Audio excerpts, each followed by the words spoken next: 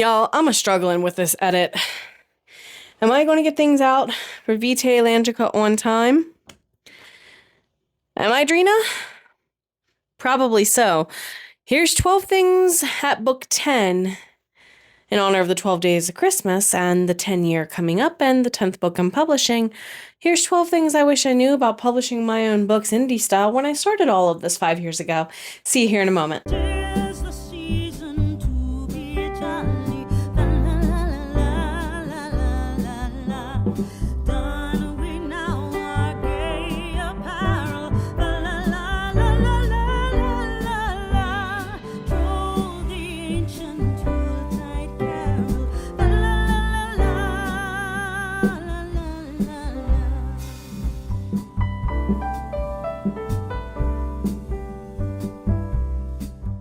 Welcome on back, everybody. My name is Jenna O'Malley. I am your soul writer, author, sci-fi fantasy with dashes of romance and nerdy references.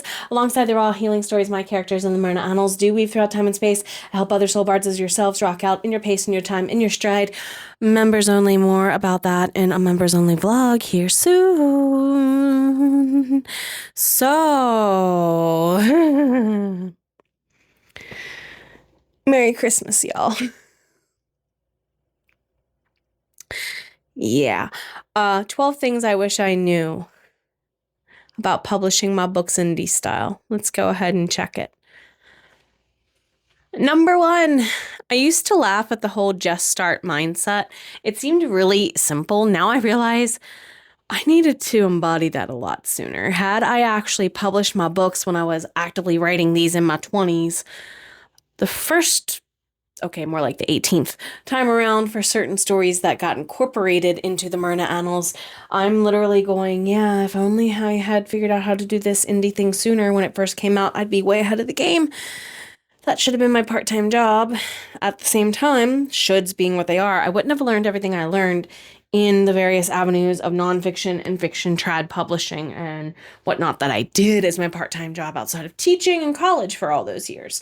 Therefore, number 2, my love of tools that might not have been seen as outright writer tools are what's going to get me through some of my hardest days as a writer. It doesn't surprise me that I, as someone who has literally trained in stage combat, am using TTRPG dice tools and tarot cards to help randomize and keep track of, in some ways, who's doing what with what body part when and what's going on in the plot at the same time. I'm not quite surprised, but at the same time, I burn candles all the time when I'm writing.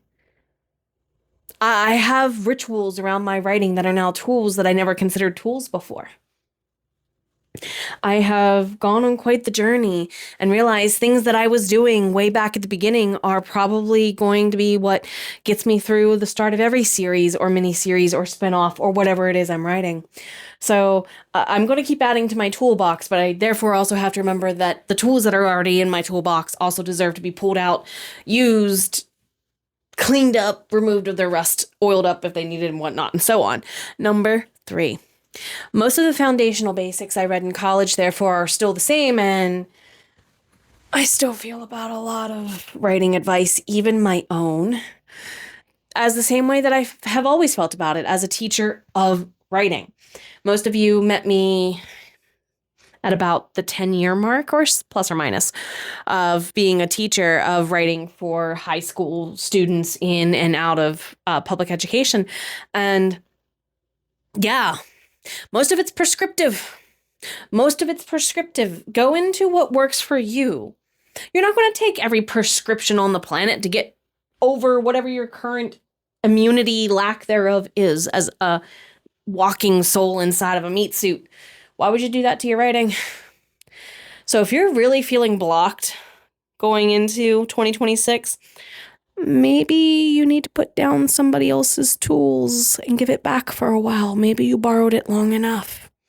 Number 4, how much is your writing process going to change for the better, including what's staying, what's going? And it's not just about writing to market or writing what you love.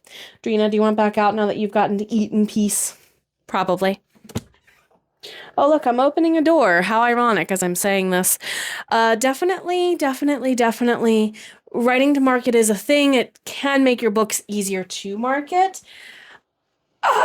I always struggled with writing to a prompt as a high school and college writer and teacher of writing, to the point that my stereotypical prompt that I would give students is, on any topic you want, we're going to write X type of essay. Include reader-writer interest as much as you can, including for yourself, while also making it a marketable item. Something about almost all of the off-the-wall doesn't quite fit in every cookie cutter thing out there still ends up producing a cookie that your readers enjoy, and some they will take for free, some they will pay for.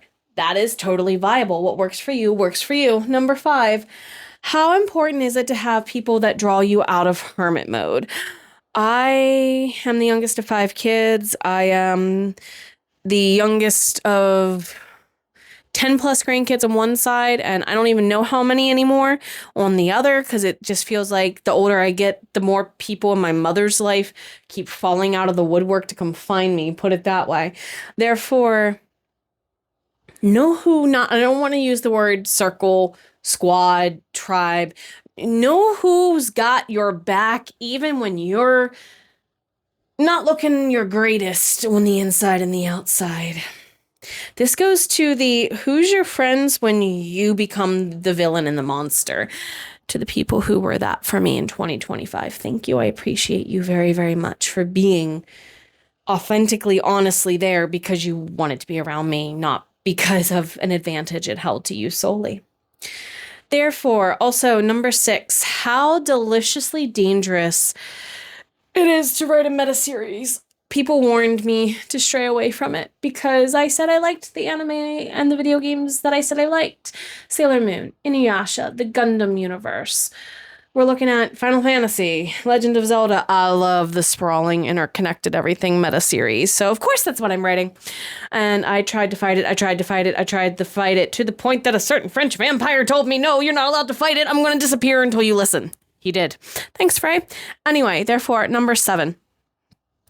How much I'm learning about what I can do and how much that helps me remind anxiety and depression to put on its hiking boots and to bugger off hardcore, because it's had a lot of audacity all its own with that pairing here for a lot of us lately.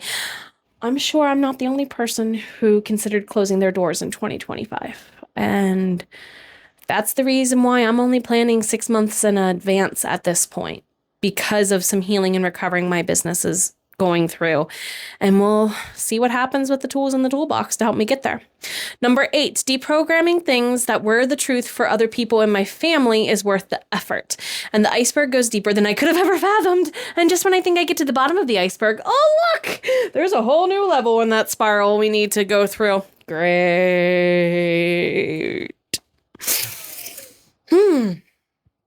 I am very blessed to, in many ways, be one of the first women in my family who actually get to own the business that they run. And I'm very fortunate to keep in mind that it is truly a blessing for me to be able to live in an area that affords me to also live a creative life in the way that I am and in the way that I do, and letting go a lot of my mother, her mother, and her mother-in-law's doubt is part of my journey too, and that's okay.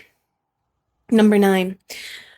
The downs are smaller than they seem. Finding ways of reprogramming that too has been a growing up progress and process. And I feel like I've grown up in the last 5 years with my business in many ways, and I'm very happy to continue experiencing that. So, number 10, the excuses to give up are abundant. So realizing that I am more abundant than those excuses is therefore all the more important for me to know it's okay to get through the hard days and let them be what they are, for what they are, and it's okay to only plan things 6 months in advance if that's what I need to do. Number 11, collaborating with the right people is worth all the years of being told that I didn't belong, and realizing I was no longer welcome to be the last person picked out of a sense of pity, and letting people who actually want to be in my life because they want to be here and be part of my journey as much as I'm part of those. Thank you so much. Thank you. That was a lesson that was hard for me to accept. I've been spending a lot of the last year relearning how to trust myself, and the next 6 months will be Further testament and testing of that. Number 12, working and publishing, no matter your path, is going to force you to stretch and grow. Therefore, try to be as happy as you can.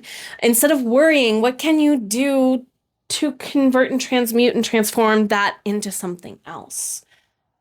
You are doing what you were meant to do. You would not have the ideas visiting you if you did not. Above all, this season, into next year and beyond, take care of yourself. You've always been worth it, now more than ever, and so are all our voices.